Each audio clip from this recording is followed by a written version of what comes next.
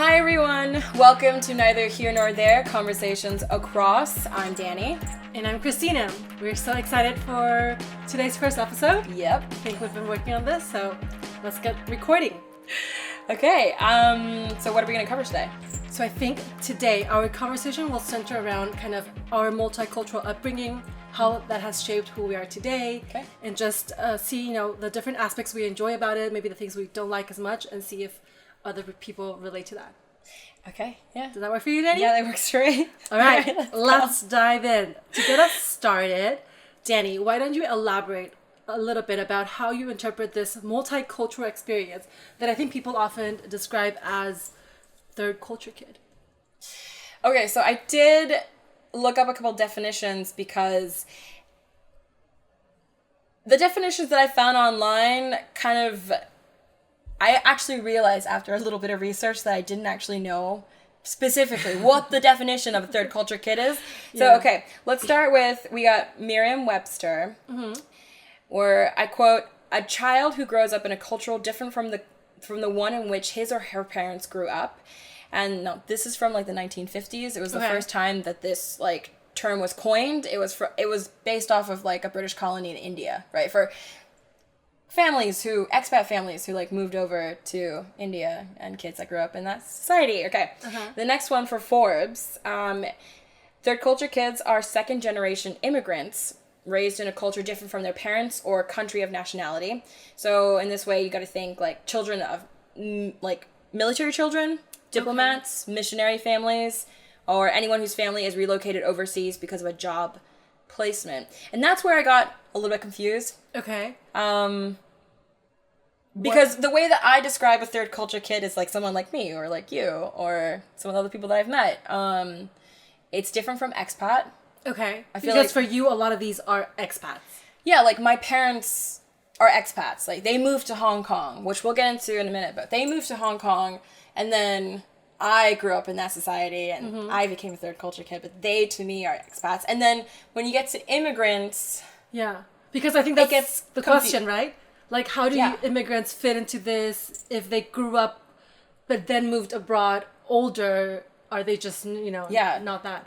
So, okay, I know we've like slightly talked about this before, but I went and talked to like a couple other people. Okay. And you did your research? Yeah, I did my research. So there are different categories, and I don't know if we should get too much into it because honestly, it just isn't a term for all the different categories. Because honestly, once people start to get to know my background compared to your background, there's a huge difference as well.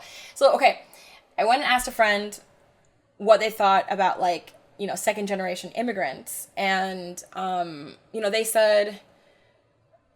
A lot of it also was socioeconomic backgrounds. Interesting. So, for me, third culture kids often, I guess you could say privilege. There's definitely a certain amount of privilege, as well as, like, a lot of them are able to, like, move around the world. A lot of second generation immigrants are, like... escaping something immigrants, or trying to... Yeah, they usually stay in that location after, living there. Like, after they move there, their family moves there and then they stay there and they don't really continue to bounce around. And so they just have like a stationary family that is there and a stationary culture that they go out to see. Okay. Does that make sense? I think we'll have to wrap our heads around it. But essentially what we're saying is that a third culture kid has a lot more variety in cultures and geographies in their developmental stages versus an immigrant less likely so. Yes, because, if you also look on Wikipedia, what a third culture kid is, you can look it up pretty quickly. A lot of it just has to deal with developmental years.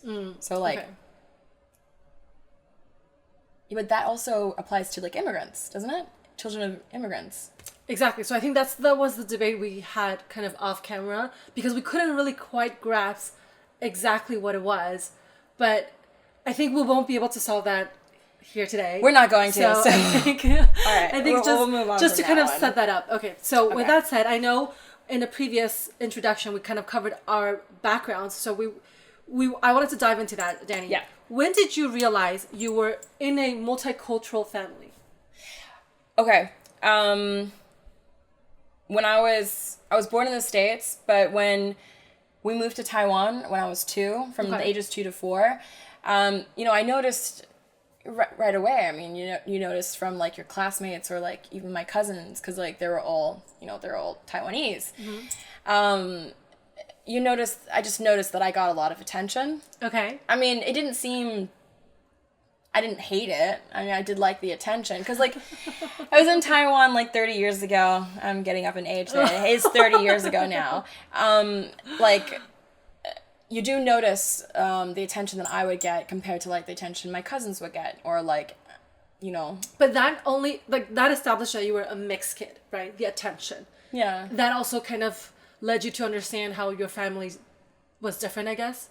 Seeing your mom and dad being not... Did you actually know that your mom and dad are not, like, the same cultural background? You know what's a really interesting part is that I never properly noticed it, or it never became, like, it was never a thing, like, oh.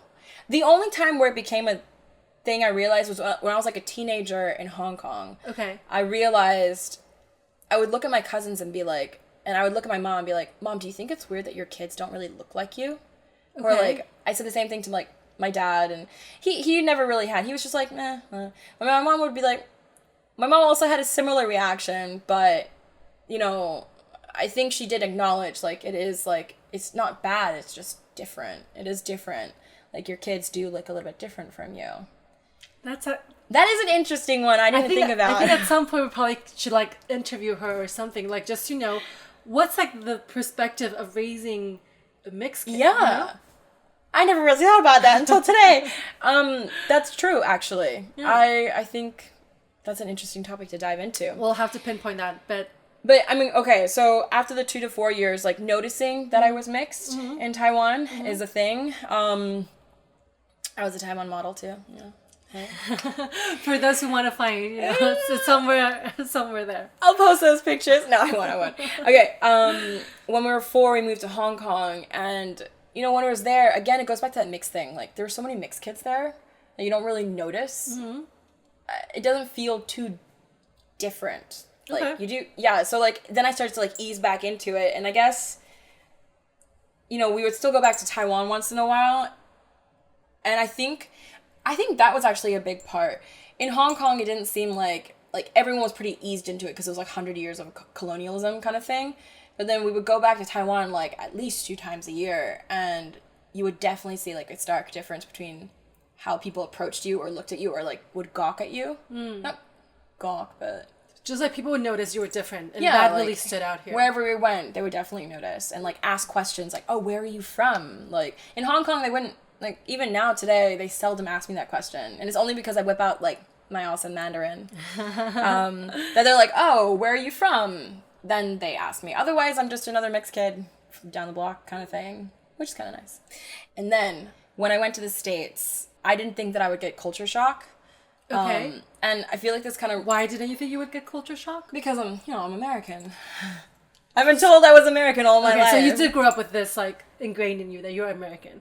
Yeah, I think mostly because of my accent.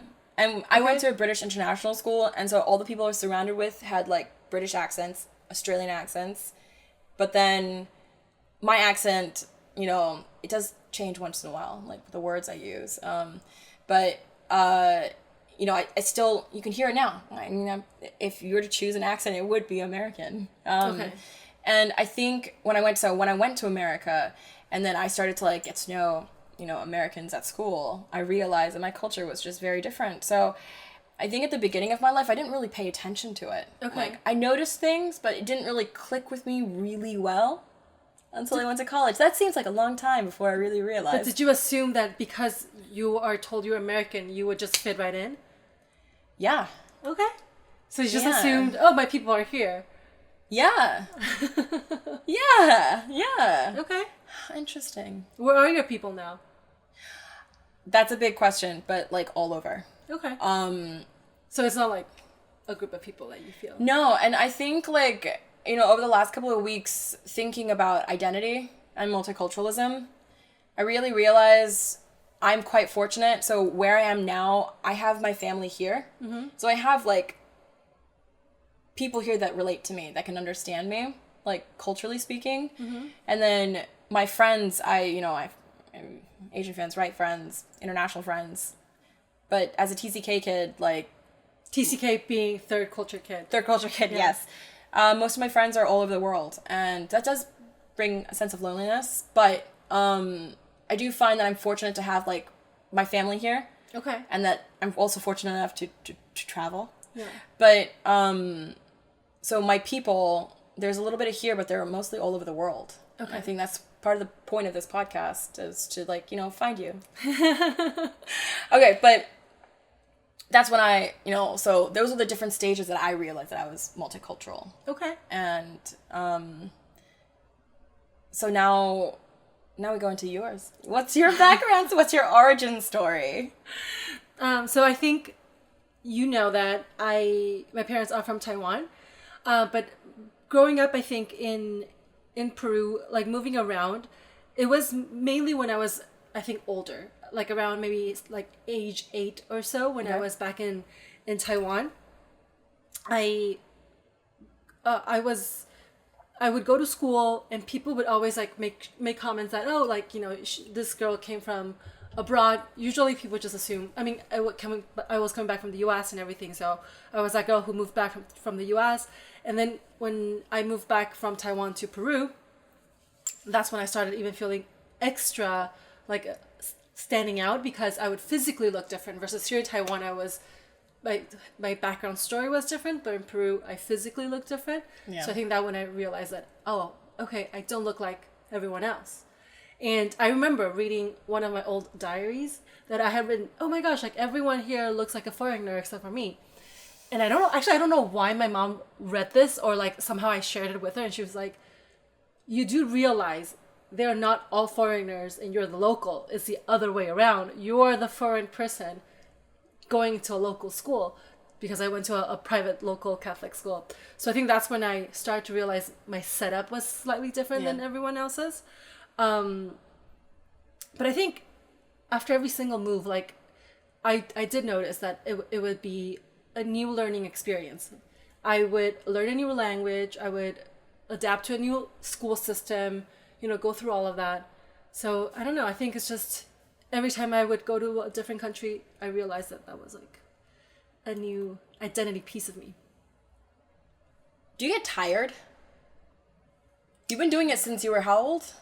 Like, I know that you were born, so you grew up in Peru, yes, but you were born in America, and I know that you spent like a lot of time traveling around many different places around the world, like living all around the world. And what you just said was basically adapting ever since you were like, in my mind, it seems like you're adapting since you were 6, which I think culturally, like adapting culturally since you were 6 sounds quite tiring. That's interesting. I think also, to put into context, I don't think I've lived in as many places. Like, I do move around every couple of years, or move to a new city every couple of years, but it hasn't been as big of a culture shock, because at the end of the day, it's all within the similar kind of environments, I would say. You know, going back to Asia, where my parents are from, or living in Latin America, where I spent most of my childhood. But overall, the constantly kind of moving around does get tiring sometimes. But I think the biggest impact, which is kind of one of the reasons why we wanted to talk about this podcast, is more finding this like sense of belonging. That's kind of what I think I struggle with for most of my childhood, like trying to see where I would fit in. Do you think did you get culture shock when you went to the States? When was the first time you went to the States? No, I went to the States for the first time. Maybe I was like, I've actually, again, super privileged, but I've always been going to the States. So the first time I moved there for a longer period was probably when I was in kindergarten. So I don't really remember it much. It was like when I was 4 or 5 years old. Okay. And what was the first place that you moved to that wasn't America, Peru, or Taiwan? But that was already in college. The first time I moved somewhere to live was France.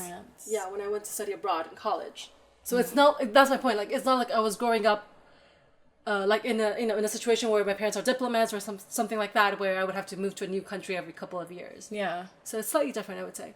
I'm just now thinking about it.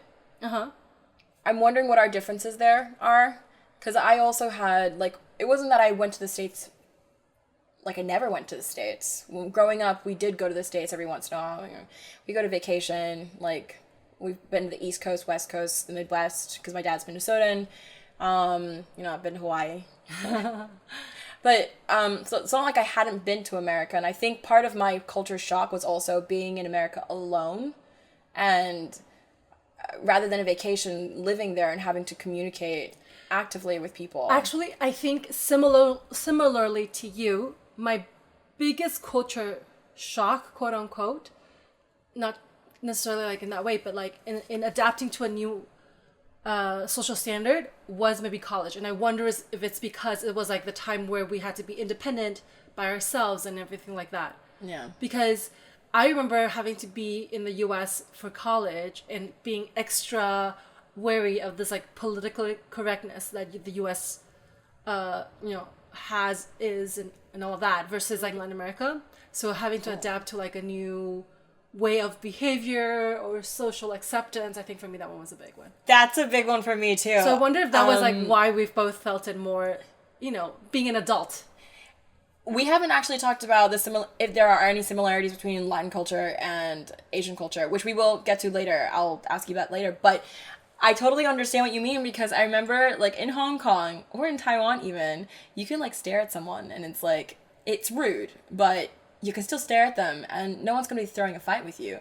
But I remember the first time I went to America and I was staring at someone who had these beautiful dreadlocks, and I just was just staring because it was pretty. Like, I liked it. And then they looked at me and they're like, what? I was like, well, oh. I was like really shocked. I like went bright red in the face. I was like, nothing. But I just remember that. And like those small cultural things. And like I have tons more stories about that. But like even the words that you use, right? But the words, how do you express yourself? Yeah. What can be said, what can't be said. Yeah. I think definitely there's pros and cons, because going to college in the US is that, as I alluded to earlier, in Latin America and Peru, being Asian, being in the local school, that really stood out.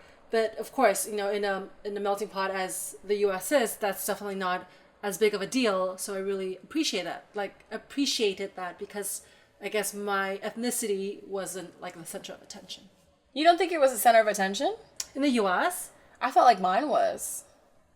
Ooh, maybe. So I did go to school in the West Coast, in California, in LA. So maybe that was different? Bigger Asian community, demographic. Perhaps. Yeah. Because I remember I remember that was one of the things that really shocked me when I went to the States. Because like in Hong Kong, like I said, so like they like make mention of it here and there, but like they don't really make mention of it. They're like most of the expats who end up becoming locals of third culture kids. Yeah. Most of the people I grew up with, third culture kids, they don't bat an eye. It's normal. Like we make fun of each other and from where we're from. Like I was the American girl because I didn't go to the American school. I went to the British school, so I was a token American girl. Yeah. But I remember going to America, and there's so many people that just like would ask me where I'm from, and they would automatically assume I was just Asian, and that was it. I mean, sometimes they would be like, yeah, "You look Asian, but you're not quite," and like that's normal, right? Because mixed kids. But so like it's interesting to me how you felt like it was less of a difference. Yeah, I felt more of a difference. I think the geographies definitely created very different U.S. experiences for both of us. Yeah. So either we were in just different parts of the country, or like you maybe went to school in a much earlier stage than I did. I gotta look that up. I don't know if DC like how big because like I know DC. I don't think Asian population's that big. I know they have a big Korean, and I mostly like weigh this on. I know New York has a really big Asian community, and I categorize it by how good the Asian food is there. I remembered in DC we had to drive 45 minutes away to get good Asian food. So that's like, anyways. Okay, so maybe that. Yeah. So, what are we talking about next? I did want to touch base with you about religion, because that is actually a huge part, I think. Okay. About, being a third culture kid. Interesting. Why? I mean, okay, so we'll take it from my background first, but I wanted to ask about yours, because I didn't know that Christina was Catholic? Christian? So my parents are definitely Christian. Okay. I went to a Catholic school in Peru. Okay. I'll start off with me, and then I want to get into yours because I didn't learn this about Christina for a while. I've known her for quite a while, I feel. But for me, like, my dad was Catholic, and my mother grew up Buddhist. So my dad grew up Catholic, my mother grew up Buddhist, and then when they kind of got together, they didn't really practice their own faiths. They weren't super religious people. Okay. And my dad ended up like living here for so long, like most of his life, pretty much. He liked to tout that he was, Buddhist, the last couple of years. But yeah, so my family, like, we weren't really into religion. In fact, I think all of us are quite agnostic. I go to the temple once in a while just out of comfort. It's like a bit nostalgic, and I like going there to smell the incense and hear the chanting. Just it's calming, it's soothing. Interesting. Okay. But what about you? You're not Christian. You are Christian. Are you Christian? I don't know. Ooh, this seems like a loaded question. So I definitely grew up. My parents, my mom actually grew up Buddhist as well. Yeah. Or actually Taoist, whatever, the combination of those religions here in Taiwan. My father grew up Christian. So, and then when they moved to Peru, my mom did adapt the Christian religion. And then like there was a community that was formed among like the Asian or Chinese Christians. So that was like a big community that my parents were part of. With that said, I was sent to a Catholic school, so I feel like I within Christianity, I know the religion fairly well. Yeah. Being brought up in that environment, but at the moment, I don't go to church, so I guess I'm not a practicing Christian in that sense. Nor was I baptized, but I do feel like I am spiritual, and in that way, and I can relate to your kind of feeling going to temple to feel the comfort and everything, because I actually really like going to sit in churches. So I find that very comforting and peaceful and and safe. If you could think at the top of your head, any other third culture kids or anyone who is multicultural, can you think of anyone who is that but also really religious? Ooh. Still now. They might have been religious when they were... Interesting question. I know ones that were religious when we were teens, but definitely like, lost or fell out. Because I know a couple actually like that, but none of them stayed. That third culture kids who are still religious? Or multicultural. I might have to think about this one a little bit. Yeah. That's a very interesting one. If any of you out there who are watching who are religious and have grown up all around the world, or third culture kids, multicultural, anything along the lines, I'm curious to know. But if any of them... I do have friends who are maybe more like second generation that are very religious. Second generation immigrant. Not necessarily. Like people who just have like who moved. Yeah, I don't actually know. Like who went to, for example, someone from Europe who went to study university in the US, have a career there, and then marry someone else from a different culture. And then they change. No, I guess both of them were the same religion. So, but they're still like very religious in that sense. And they grew up. They're also a third culture kid. Not exactly, I guess. Yeah, that's the thing. That's what I'm trying to think about. I actually don't know, and I'm wondering if that's because maybe third culture kids. I mean, now I'm just stretching. I'm not really sure what I'm reaching out for. I'm gonna research this more, but I know third culture kids who parents are pastors, so I'm sure they're still some sort of religious. Actually, those are the ones I'm talking about. The majority of ones that are like that all aren't religious. All right, we gotta go find some. If any one of you know of any person who's global in that sense and still religious, I guess we want to talk to them. We do. We want to talk to you. We want to see. Like, this is interesting for us because the people that I know aren't. Anyways, okay. I will move on from religion because honestly, I actually think that this is like, I feel like religion's a pretty big topic and I find it very interesting. And we should cover that, maybe in depth for another yes, session. I think that we should. All right. Okay. So going back to like multiculturalism, I think just like, let's dig into this experience a little bit. Like, how has that really impacted you, in like your behavior and the way you are? What do you think about that? So this is something, so I'll list off the things that I feel like it's impacted me. Okay. But I also want to add like an asterisk there of like, I want to discuss with you. I wonder how much of that is personality and how much of it is fair. Right, culture. Yes. So, okay, to list it off, I really think the cultural experience has allowed me to have better small talk. Okay. In the sense that I've met like many different people around the world. And small talk is slightly different, and like the amount of things that I can quickly come up with, because that's the part that's like that I feel like personality is. I can quickly come up with a random topic on top of my mind. I can talk about the weather all day, but to really personalize it to someone of a specific culture, I feel like I am able to do that because I do have I have met many people from all around the world. Okay. This one was an interesting one because I remember being on Reddit like several years ago and someone had asked a similar question of like, among different cultures, do you change the way you speak? Yeah.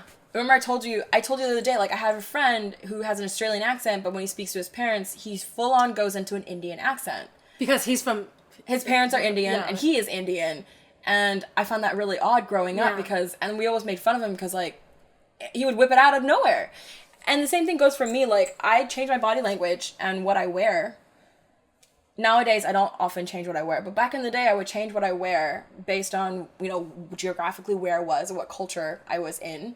And then definitely my mannerisms and the words I use. Like, when I go to the States, I have to change it. Because I grew up with British, lingo. I spell color with an C-O-L-O-U-R rather than C-O-L-O-R.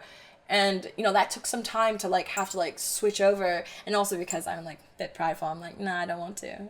But anyways, okay, that's my own issues. But it would be small things like, in Asia, you bow more. Do you bow more? Yeah, I definitely do. I actually bow a little bit in the States, but it's more like a head nod. But, here, to my aunties and uncles, ones that I don't know very well especially, I'd be like, hi, ai hao, ai hao. Okay, 谢谢, bye-bye. You're right. I actually do something similar. Maybe a nod in Taiwan. The head still moves. But isn't that normal? No, people in America don't do that. Don't move their head. And I remember when I did that in the States, my friends were like, "Did you just bow?" I'll be like, "No. Did I? Did I bow?" I did. I bowed. And now I just I'm very aware of it. And also, so when I'm in non-Asian cultures, I generally just do a bit of a head nod as my bow. Because I think so. Honestly, the bow has become pretty ingrained in me that I do the bow all the time now. I do the head thing often actually. I move my head often. I personally like it because then it means I don't have to touch you, especially after COVID. There's a hand. When I'm in America, man. So after living in America, go to college there and then working there for a few years, I did the handshake all the time, always. But then in Asia, you do that, but I realize you don't do that very often. Funny. It's so funny, Danny, that we're talking about the mannerisms, because for me, it's because you know how we're going from bowing to handshake? I came from the other extreme. Growing up, I'm the kissing face person. Latin. So I kiss everybody on the cheek. Yeah. Everyone, and everyone. Yeah. So then for me to move to the US, it was we now hug. Yeah. And then in Taiwan, we don't touch. That was one of the things that it took me a minute to get used to, but I realized I'm naturally more huggy and touchy.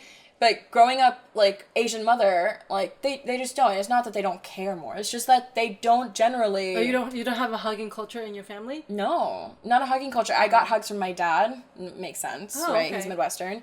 But no, not from my mom. And my sister is also kind of adopted that. They're not really huggy people. But I love hugging. We are a very huggy family. I'm a huggy person. No, my family's very huggy. So I didn't actually get that until I went to the States, and people just did that left and right. And my friends in high school, we did that too, but I think that's a bit different. My friendship group was mostly guys, and they don't do the whole big hug.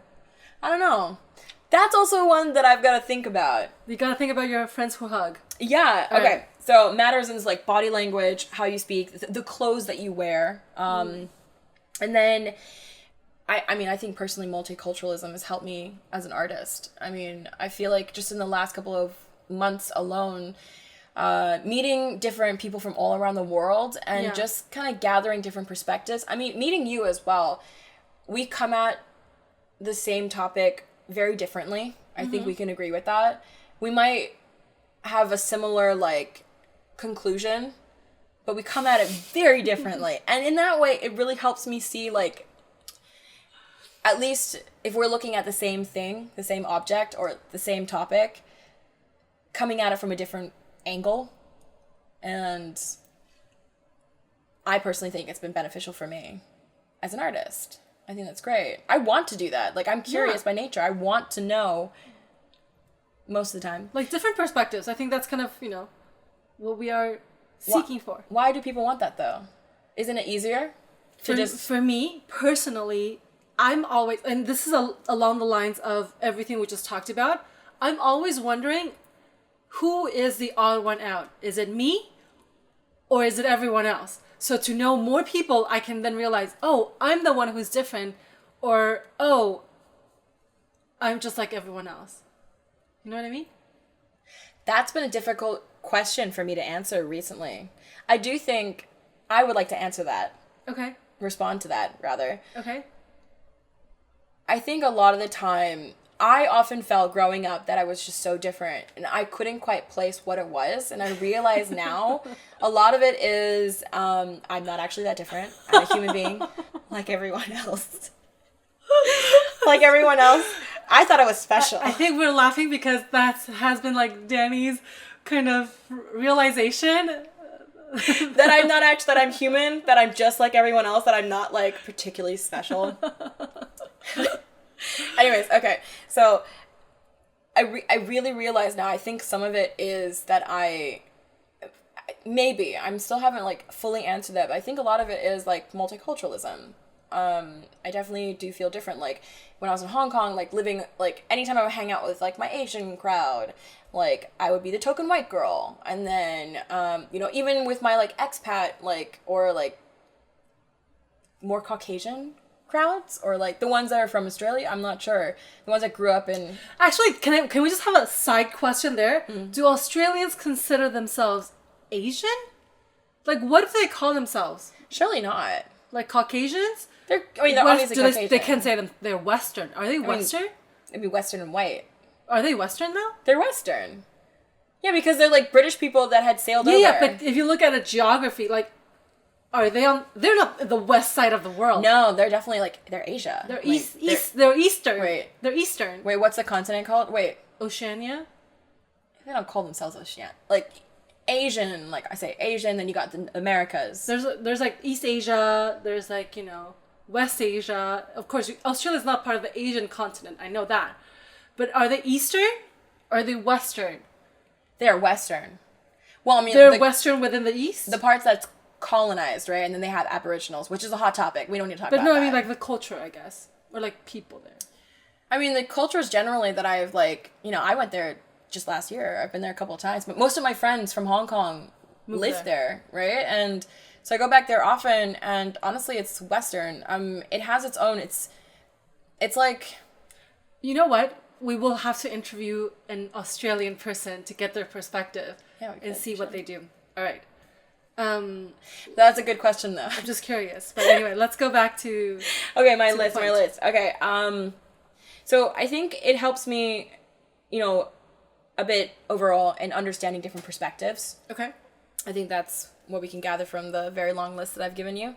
All right. To be slightly a bit more objective, or at least be open. Like, I feel like you know me well enough now to, like, know that I'm definitely open. Strong in your convictions? Yes. But self-aware enough to know that you could be wrong. Yes, exactly. But I do truly think that being multicultural has helped me navigate the world and talk to a bunch of different people, or like be able to navigate like a variety of different situations, or whatever the situation is in random countries. Like, I think especially in very like contradicting cultures. Yeah. One thing though I will have to say is that I realized I feel like my humor is like, you know, I've talked to a bunch of people about this. My humor is... It changes. From what it changes. But also I realized because I'm asking a bunch of people, some have said that it's usually like the dark humor is British, but also like city humor. Okay. And then I also realized recently, and I've got to get more data points on this, I feel like my humor is lost on Americans half the time. And I've got to see about this one. We'll test it out. I don't think Americans find me funny. I mean, maybe I'm not funny in general, but so it could be, yes, don't blame it on the culture. It could just be you. it could just be me. Maybe all of this is just me all the time. But my point is that I feel like most people find me at least what's the word? Is the word humorous? Entertaining. But I would say the one that doesn't is American. Okay. That might not be true. Well, I'll collect more data points and get back to you on that one. Because humor, I think, is a good... Because switching between humor, like, I've definitely switched between humors, and that goes into language as well. Like, I switch my humor for sure when I go from Asian, like, speaking Mandarin... For sure. ...to English. For sure. I mean, I don't know... Well, we've talked about this, right? I mean, the story of, like, I met all these different friends from different countries... And because we usually just talk in English, when I find them funny in English, they go, "Oh, you'll never know me in my mother tongue because you don't speak it." And I was like, "Wow! Like, can you imagine someone being so funny that I can never experience that person in that language?" Yes, I always felt one of the reasons why I really wanted to like study Mandarin again. Now I've lost that. I do want that goal because it's still half of me, but. I always wanted to be able to converse, like, to get to the level of being able to speak history or speak philosophy with people, because, like, I always wanted my cousins to get to know me a lot more, or just, like, people, my friends here, and there's very few that I've been able to really, like, talk philosophy and existentialism with, and I want that because, I don't know, it's just, it's great, that communication, that connection that you get. And also, I want that. I wanted that with Mandarin. So that's my challenge in general. When I meet people, I feel like for the most part, people can't know the full me because I have so many different parts of it in different languages as well. Yeah. So then I feel like no matter what, people can at most know just a couple of me's. Yeah. So, but anyway, that's very existential and philosophical, so it's fine. But that's a great point, though, and I know this now because you speak let's list off the languages that Christina speaks. We got, her first is Mandarin, or Spanish. Mandarin, Spanish, English, followed by French. But I think those languages, actually don't impact my identity, realistically. Like, what identity can I have in the languages I'm learning on Duolingo, you know? Yeah, but you speak English, Spanish, and Mandarin naturally. I think those do, but I think like French or the other ones, like it doesn't. Fine. Well, I don't have an identity with it, to be honest. Right. Okay. So those are the ones that she speaks. So she got French and Russian. We'll take those out. Just those three, though. Okay. English, Spanish, and Mandarin. All three of them have different roots. Fair. They have all different roots. They do have different personalities, and also because I associate each of these languages with different people in my life. Yeah. In different, like, aspects and stages in my life. Wow. That actually, like, so Mandarin will be your family and your parents. So it's always going to be the more respectful side of me, the more, like, hierarchical, the most, like, you know. Oh, that's so interesting. Like, I never really thought about that. It's like, it's the language I use with my elders. Every time I'm in my Mandarin self, I'm going to be the most pious person you'll ever meet. I remember math as well. Like, when I asked my sister this, because my sister has, like, she's fluent, right? And when I asked her, because you had said this, you and our friend Sue had said that when you do math in your head, you use Chinese. Because I had asked you, what language in your head do you speak? And you said it's different. For math, it was Chinese. And then I asked my sister, and she said, yeah, I do Chinese as well. Because I memorized the multiplication table in Chinese. Yeah. And it's just so much faster and easier in Chinese. It's just so interesting. So the numbers are always in Chinese. Yeah. But, again, so, like, then you have English and Spanish. Yeah. It's a whole other topic. I don't know. Do you want to, like, go to the next section, or? Yes. So, because of all like these like different identities, when people meet you and get to know you, like what do they think? Maybe you can start off like let's maybe do like first impressions of each other. How did you view me, and like how would you describe me to your parents or something like that, your family? Okay. So it was interesting when I first met you. When I first met you, are we gonna go into that? I mean, our friend brought us. Our mutual friend had brought us to a hot spring with like another girl that we didn't know, and all four of us got to know each other for the first. I think, Danny, you're not mentioning the fact that is this a public bathhouse? Yes. Where we got naked, essentially. For the first time. For the first time meeting each other. That's how we all met together. I strongly recommend it because it's actually a great way to get to know someone very, very Great bonding experience. You go deep. Right okay, away. but my first impression of you was... I gotta admit, you're super hard to explain to people because it's taken me months to like really understand your entire background, and I don't think I even fully get it yet. I haven't memorized all the bullet points. Gotta get you that Wikipedia page. All right, so we're gonna move on from the first time I met you because honestly, the only thing I really remember is the fact that you really love Taylor Swift. Okay, let's focus on whenever the second time you met me, like the actual perception aspect of it. I think, for me, it was like, you're from Peru. And then it doesn't make any sense to me because your accent is not strong enough, and it's not super Asian, it's not super South American.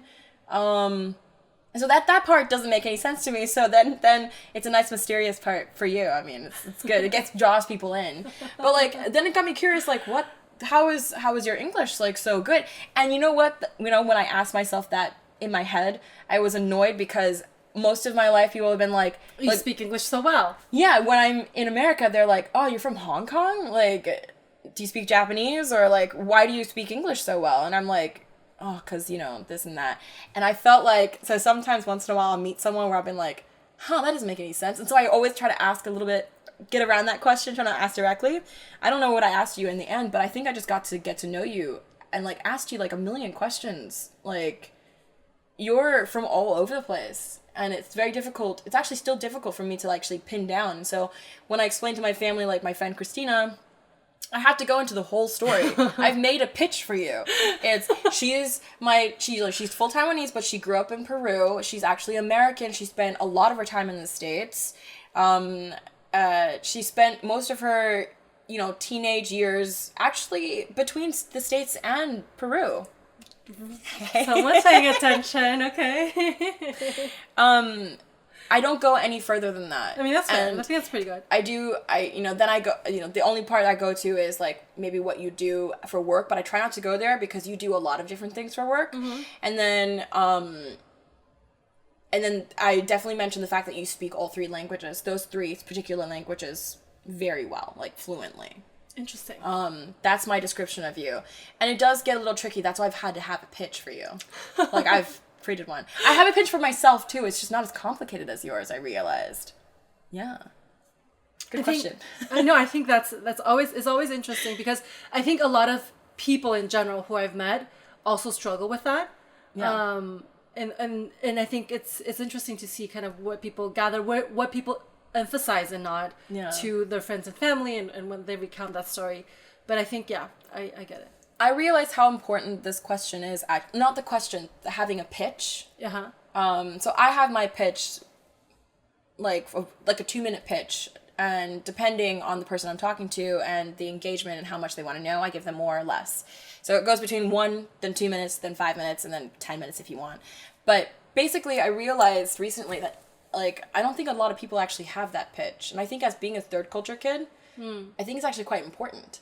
And the reason why I say this is because one of my friends I was talking to recently, she's been thinking about her, like, identity. Okay. Because she's Western, she's Caucasian, fully Caucasian, but she grew up in Asia all her life. And now that she's moving back to the States, she has that, or she's trying to find that connection with people, be able to tell people, like, yeah, I might look white, but I'm actually, like, I have so much of my identity is actually Asian. And I remember just like saying to her like, and I had told her that I have my like 2-minute pitch, and she's like, what do you mean? And I was like, do you not have one? I realized that she doesn't have one. And then recently, talking to a few more third culture kids, a lot of them don't have one. The ones that are still like kind of like thinking about their identity. And I was wondering, do you have one? Yeah, but I'm surprised to hear that people don't have a pitch, actually, because you must repeat it so much. And of course, people do adapt it, right? And it's not a pitch about your life, but it's a pitch about who you are. Like, who are you? And you have to like introduce yourself. I think that's very basic, and depending on your audience, don't you just tailor it? Wait, though, when I first met you, it took me like ages to realize what you're actually, and I think that might be actually, let's discuss that, because when I first met you, I like would ask like, where are you from? Oh, I'm from Peru, but my parents are Taiwanese. That's a good summary of who I am. That is so confusing. What? It's confusing because, yes, it is. That's exactly what it is. It is the one sentence version, right? But then as I got to know you, it became more and more confusing to me because you would throw out random stuff like, yeah, I like lived in, what was that random Minnesotan like town you lived in? Hugo, Minnesota. Shout out to everyone there. That's so weird. You're from Peru. Why are you in Hugo, Minnesota? Are you like part Minnesotan? That's what I mean. So it really confused me getting to know you. But Danny, let's set the record straight. I was in Hugo, Minnesota on an exchange program from high school. Realistically, no one's going to talk about the one city they went to for like 2 months during high school, part of their pitch. It doesn't make sense. Okay, fine. But then you have like a ton of other cities that you've been to. Like, so my point is, describing you, just the first question when people get to know, how would I describe Christina to like friends and family? I give them the most basic, which is what I told you earlier. Right. She grew up in Peru, but she's Taiwanese, and she spent a lot of time in the States. That is the most basic pitch. So I was thinking about kind of how to describe you as well. Yeah. So I definitely go through like your mix, you grew up in Hong Kong and all of these things. And it made me realize something, Danny. What? I don't think I have that many mixed friends. Oh. I have a lot of friends who are very global, very international. Okay. But I don't think I know that many people who are mixed. Huh. Interesting. Like a handful. That is really interesting. Tell me more. Ask me questions. That's all I got. That's all I wanted to share. I know a couple, but I don't, like I've met a few, but they're not multicultural necessarily, but they are mixed in ethnicity. Yeah. That's odd. I guess that kind of makes sense. I feel like being a mixed kid, when you see another mixed kid, you kind of... So maybe, let's say, do you find a special affinity towards mixed kids? Like, if you find someone else who's mixed, you go, oh, I want to know you regardless of what you are, just because you're mixed. Okay, maybe we're getting to the crux of it, because you know how I was like telling you how I'm so excited to find people who are like multicultural, who like from one place grew up another place, and like I'm drawn to them. Maybe you're just drawn to like a different subset of these kids. You're drawn to the ones that are most similar to you, and I'm drawn to the ones that are most similar to me. Let's think about this for a second. Being in Hong Kong, naturally, okay, so if you want to take Hong Kong out of the mix, Taiwan. I did an exchange program for the summer, and I had like a Taiwan boyfriend, like mixed boyfriend, and then also like my best friend at the time was also mixed. But I went to like an exchange program that had like Taiwanese, it was like a expatriate like... Oh, so it wasn't a mixed kid program. No, it wasn't a mixed kid program because there was like full Asians there. It feels weird saying like full Asians there. They're like, both their parents are Taiwanese kind of thing. I think I might be like slightly drawn. I feel like there's like a certain like, it's like a certain amount of they get me. I remember going to America one time and there was this mixed kid in college. And you were like, I gotta talk to this person. Yeah, because like when I was in America, I felt like quite different. Like I didn't like fully like I didn't fully integrate into a lot of the culture there. And so when I saw a mixed kid, I was like so excited. And I remember when I finally got a chance to like go up to them and like meet them and be like, hey, I'm Dannie. I'm mixed. Are you mixed? And like I think maybe I was a bit too strong or they were a bit too shy, but they were like, no. But are you only drawn to mixed who are part Asian as well? No. Well, I noticed those ones the easiest. They're the easiest to pinpoint. Okay. Or like Black and Asian is also easier to pinpoint. But there's always this Asian component. They also have like Black and Asian, like Black and Latina, Black and like Hispanic also look quite. I feel like Asian and white typically they're easier for me to pinpoint. I mean, that's one of those things like. But are you drawn to all of them equally? Yeah, when I meet like a mixed person, no matter. Okay. Yeah, definitely. Okay. Even if I didn't physically see them, yeah, for sure. Interesting. I don't know, there's a certain sense of relatability. Yeah, okay, so they were not finding, like, the crux of it. I get it. Yeah. All right. Interesting, I never really thought about that. That I'm also, like... So if you're a mixed kid, let us know, do you feel similarly to Dannie? Yeah! So with all that said, what would you say is your most proud experience or memory from having such unique upbringing? I was talking to someone recently, and they said, and I think the same thing, I think it's such a privilege to be able to not know more, it's more like have seen more. Have a more wide range of experiences. Yeah, and also be able to get a little bit further in. So like if I had like some random culture that I like went to, like to be able to have a bit of like a understanding of sensitivity of like trying to be, maybe I don't know that culture very well, but I would know enough about cultural sensitivity to be like stand on the edges a little bit and observe and then be able to like. I'm not very eloquent in my answer. Can you help me out here? What do you think about that? Do you understand where I'm going with this train of thought? I think it's just like more adaptable. You can be more in tune with like different cultures. Like you know what are the nuances to pick up on, right? Yeah. I think so. For like just to like relate it back. I think for me in particular, I think it adds like a different dimension to my identity, which I really enjoy because then, like you said earlier, like everything we've discussed, it brings that extra kind of characteristic that I think makes it memorable for people, or like I stand out in some way. And of course, we all want to be memorable, right? Yeah. So I think that's what I really appreciate about my own upbringing. And of course, it also drives a certain curiosity. I mean, we just talked about what drawn to people who have similar upbringings. It does make you extra curious, extra, interested in wanting to find out more about, these types of people, these types of situations. I don't know. I really enjoy that. And I think also something you mentioned about going from one culture to another, this code switching ability.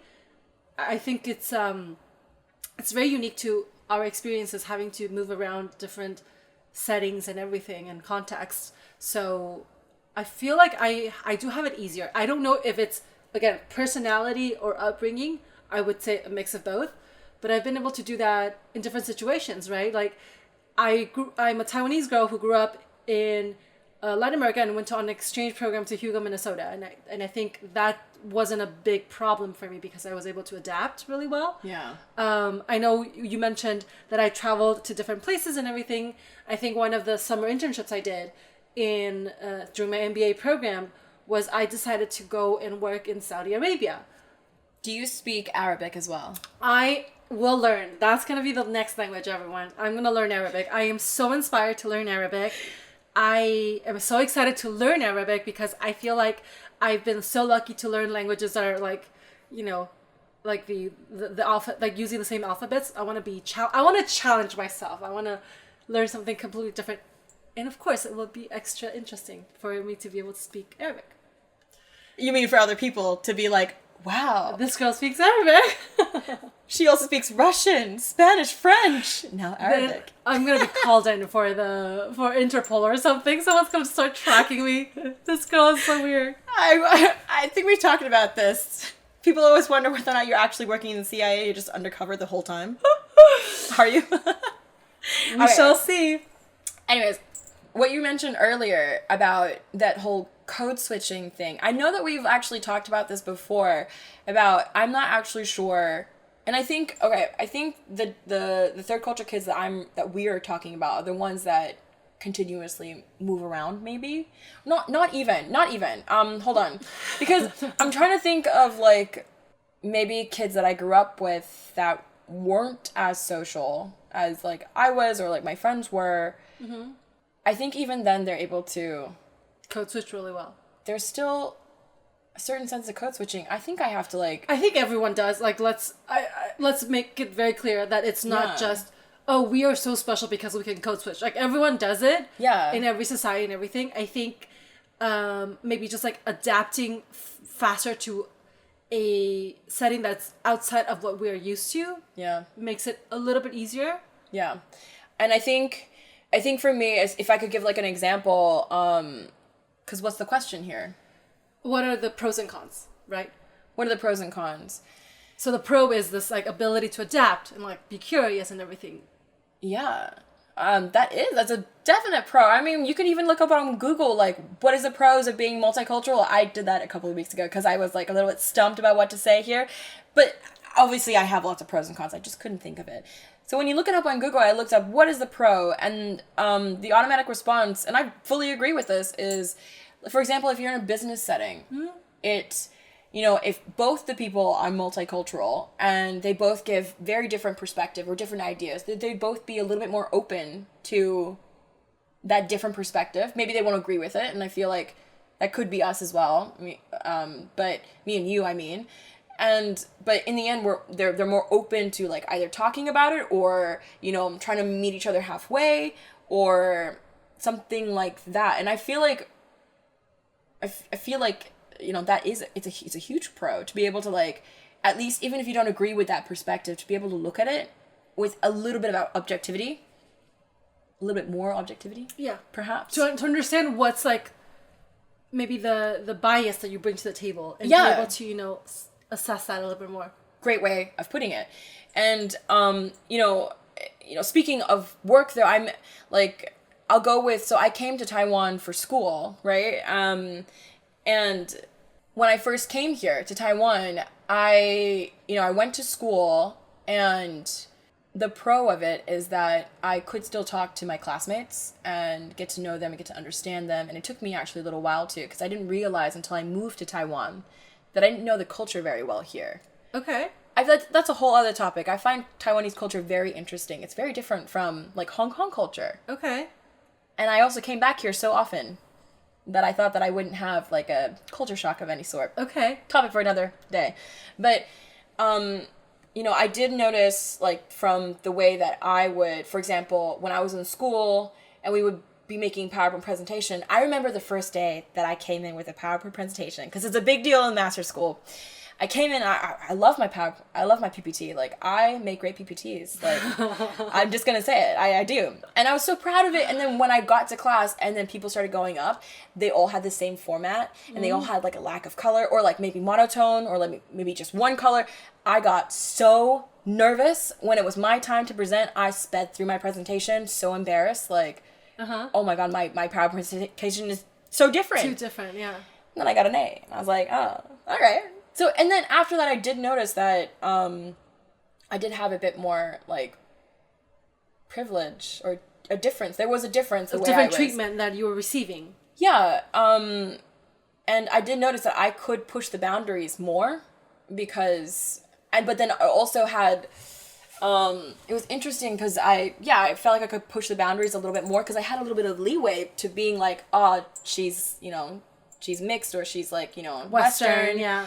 But I also felt like a lot of my classmates didn't have that privilege as well. And I'd say the cons of it would be, I've always had this crutch in me, like as a mixed kid.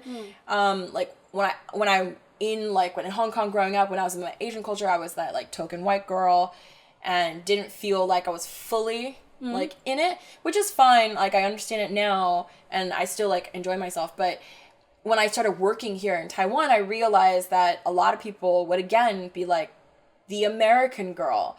And it was interesting to me, actually, because, technically of all of the different cultures, American is what I associate with, but it's like, I grew up in Hong Kong. Like, don't you understand?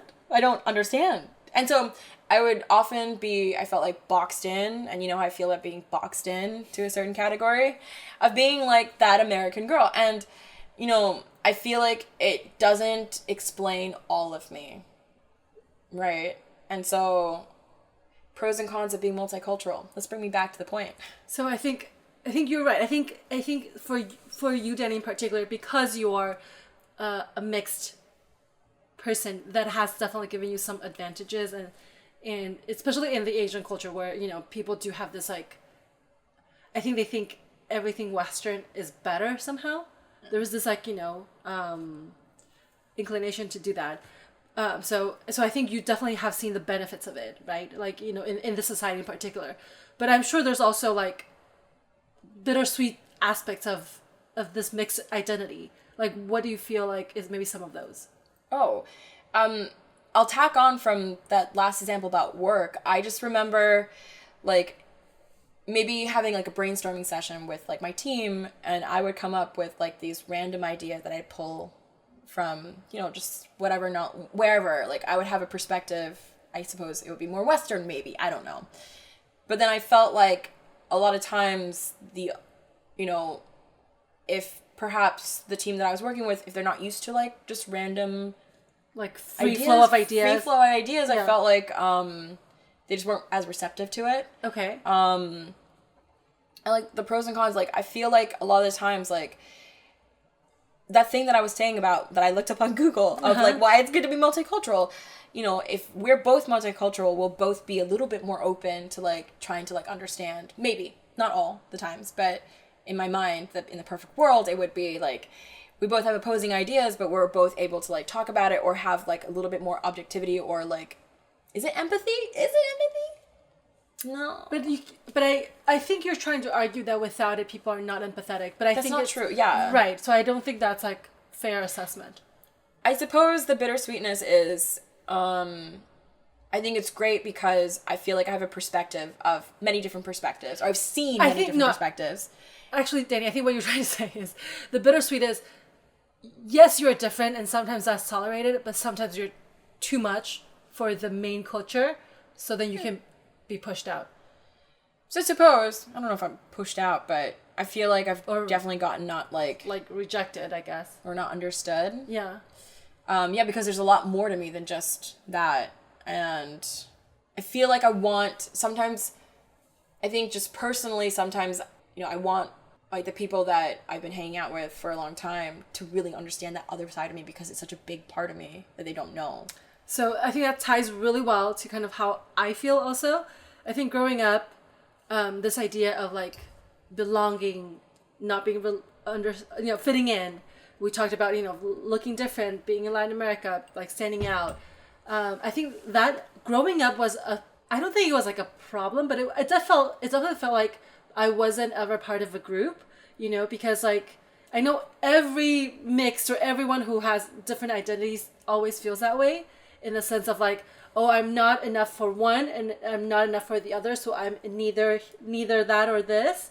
Neither here nor there. Neither here nor there. But I think it's definitely, you know, especially as a kid, like, where do you call home? Where do you call home? I think that has always been, like, a big question mark that maybe hindered me in the past. But I think now that I'm older, I really appreciate it when people then, like, you know, oh, like, say, yeah, Christina, she's one of us, or, like, she's, you know, when I see people from like Peru, and they're like, yeah, of course you're Peruvian, or people from Taiwan, of course you're Taiwanese, like, that somehow brings me so much joy. Like, that's, like, the little things in life that I'm just, like, so appreciative of.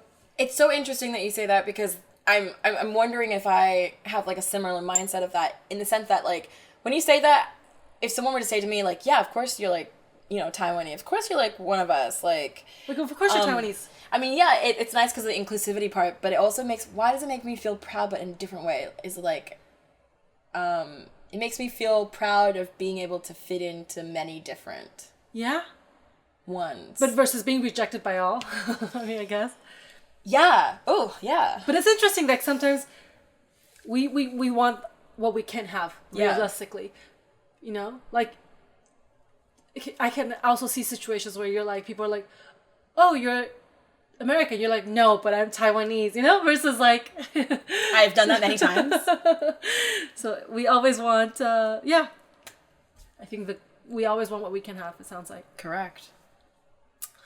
All right. So I think with that said, like a little bit about how we grew up, how we felt as we transitioned into adulthood, what we appreciate, what we, have been able to determine from our multicultural background. I think what makes it hard for me now moving forward is envisioning my future. Like because of all these like different facets that we've had, thinking about the future, thinking about where to go next, what kind of life do you want to lead, what kind of family do you want to build, how has everything we just talked about impacted your way of looking into, the future you have? Oof, man, a year ago, I was a mess. Because I was, I just graduated. It's such a privilege to say this, but I had the option to go back to Hong Kong, to stay in Taiwan, or to go to America. And America is a massive country. Right. You have 50 states plus territories to choose from. Yes. But, this is also, I think, a function of age as well. Like, being in my 30s, I understand myself a bit better. And, but I also know that when you move to a new place, it typically takes, at least me, I think a lot of other people too, at least 2 years to, like, get used to a place. And, after a little bit of time, I realized it doesn't really matter where I go. Okay. I felt like, obviously there's small details for each one of the countries. They're all very different. But in the sense that, like, that multicultural aspect that I wanted, like, if I wanted that, I wanted to stay in Taiwan because my family was here. And in fact, Hong Kong is super close by. And then after that, I have most of my, like, childhood friends and the people that I talk to online every day, they're in Australia, or they're on this time zone. Yeah, this time zone-ish, give or take 2 or so. Yeah. And, for me, that was more important. Okay. And I think that's how you're choosing to stay. That's how I'm choosing to stay now. And I also realized, like, I don't actually need to, I don't need to live in a specific place to be able to connect with people that are multicultural or have that relatability, that community. I can have it remotely. Most of my friends, you and my other third culture friends who are in Taiwan weren't here for like last month or 2. Right. And that's just the nature of it. And moving forward into the future, I am a bit daunted, to be honest, because I also realize I kind of do need to travel a bit. For example, like, I have a dream of, like, being able to maybe marry a person that's third culture because it's easier to relate. That's, this is a dream. But also to have that community you say that because you think it's unattainable? I mean, I'm not in the most multicultural city in the world.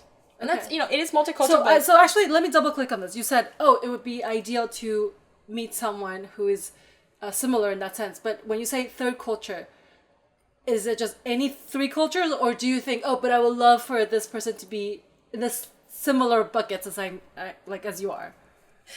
We're getting real personal today. But just like, how do you picture this future? How do you picture kids? It's a bit difficult, to be honest. And, I do find it quite difficult also because, like, Hong Kong had the handover as well. And it's, I still have friends there and I still go back very often. There's nothing wrong with a handover or whatever. We're not talking about the handover today. Okay, wait, let's go back. My point is, like, my community, is kind of disappearing because most of the people that I grew up with have also left. I don't have a ton of friends in Hong Kong anymore. And I moved away a couple of years ago, and my network there is, less and less, because so many people had moved away too. I guess what I'm trying to say is that I kind of built my community here, like, a little bit. Okay. And the answer is really difficult for me to answer because I'm actually not sure. And that is an answer. That's all I was curious to know, because I struggle with this a lot. And I'm really curious how people like us start thinking about, maybe settling down a little bit more or moving forward. Because, that's something I've been debating a lot as well. But at the same time, I don't know if it's just us, because I also see a lot of other friends of mine who maybe have similar kind of upbringings being able to then not struggle as much. So maybe it would be interesting to also talk to them and see, do they just make compromises? How do they think about it? Maybe it's not a big deal for them, to think about all these details that we are trying to overthink, perhaps. So it'd be really interesting to see if we're just causing more questions for us. Are for we ourselves. just big overthinkers? Yeah. I mean, I know I am. Maybe we are. Maybe we are overthinking this entire thing called life.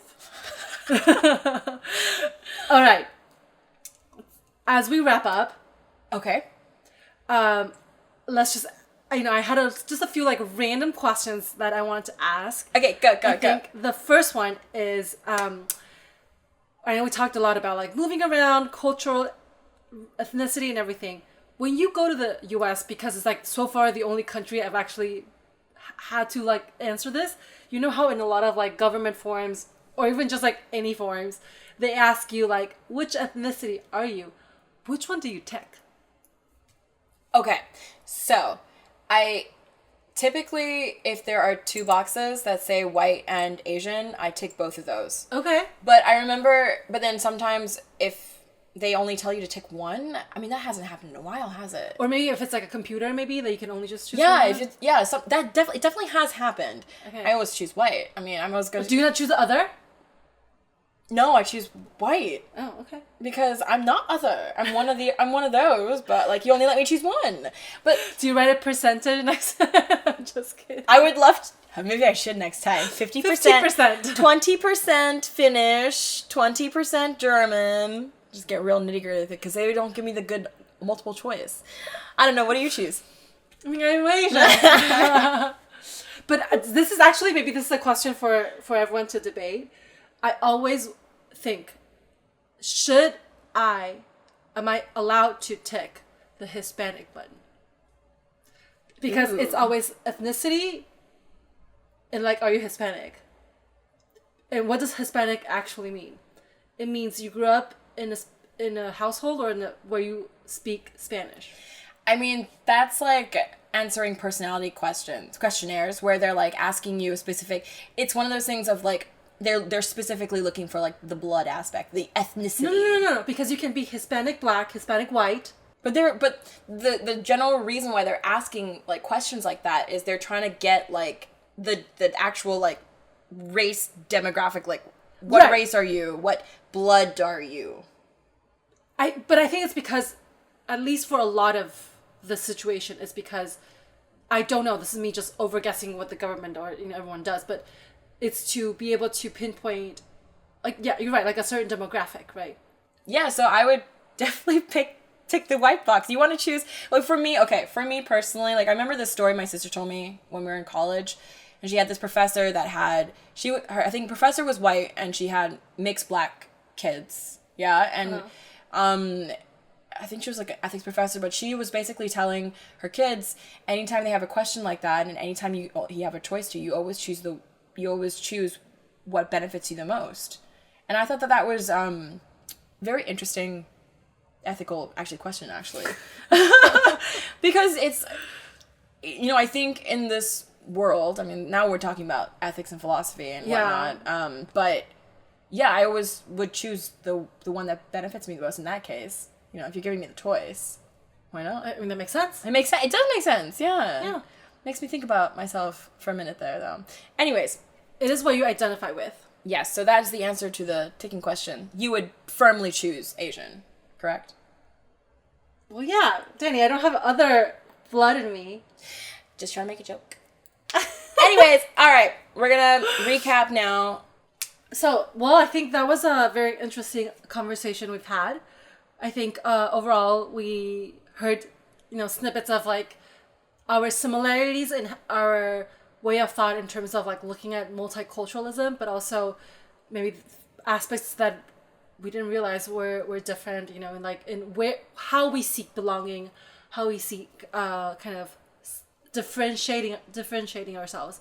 But I think it would be really interesting to kind of explore this more as we talk to more people with like this type of upbringing, and just see how people in maybe different settings or even just slightly different personalities would care or not care as much as we do in like these different decisions, and like how do we introduce ourselves, how do we think about the future, how do we, you know, relate to other friends and things like that. So I think that's been an interesting conversation today. It has been. It's raised a lot of questions. I'm going to go deep dive into a whole bunch of different topics that we've talked about today, actually. But I'm excited to actually, in our next episode, talk to more people. You know, I want to get more perspectives. I want to see whether or not it's just us. Is it just us, or, you know, or is it more people? We'll get some more sample size in. Yes, but okay. Anyway, so thank you all for listening. I think let's spread love around the world. We will be having a good friend of mine on next episode. So tune in to listen. Okay, and of course, join us on all upcoming episodes. Please follow us on all those different social medias, YouTube, Facebook, Instagram. I'll have them all linked somewhere in this video. Thank you so much, everyone. Thank you, guys. Bye. Bye.